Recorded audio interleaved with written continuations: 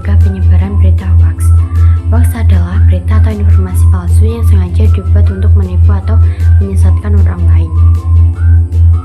Alasan berita hoax terjadi. Ada beberapa alasan mengapa berita hoax bisa terjadi. Pertama, karena kurangnya literasi digital. Banyak orang belum tahu cara memeriksa kebenaran berita. Kedua, karena motif ekonomi. Membuat hoax ingin mendapat uang atau keuntungan. Ketiga, karena motif politik, untuk menjatuhkan lawan atau memengaruhi opini masyarakat.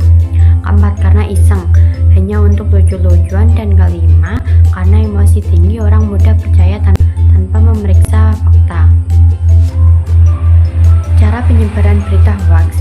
Hoax bisa menyebar dengan cepat melalui berbagai cara, biasanya lewat media sosial seperti Facebook, TikTok, atau Instagram. Bisa juga lewat aplikasi pesan seperti WhatsApp dan Telegram. Selain itu, ada juga situs palsu, video atau gambar editan, dan bahkan penyebaran dari mulut ke mulut tanpa verifikasi. Ciri-ciri berita hoax. Berita hoax memiliki beberapa ciri yang bisa kita kenali. Biasanya judulnya provokatif dan berlebihan, sumbernya tidak jelas, serta mengandung gambar atau video editan. Berita seperti ini sering tidak memiliki data atau bukti kuat, berasal dari media yang tidak terpercaya, dan mendorong pembaca untuk cepat menyebarkannya. Jenis-jenis berita hoax. Jenis-jenis berita hoax cukup banyak.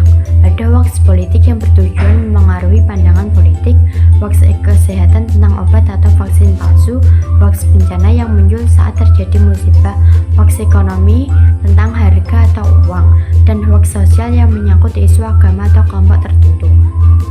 Contoh berita hoax. Beberapa contoh berita hoax misalnya berita palsu tentang vaksin menyebabkan kematian, informasi artis terkenal meninggal padahal masih hidup, pesan berantai pemerintah membagikan uang gratis padahal palsu, atau foto bencana lama yang disebarkan seolah-olah baru terjadi. Dampak berita hoax. Dampak dari berita hoax sangat berbahaya.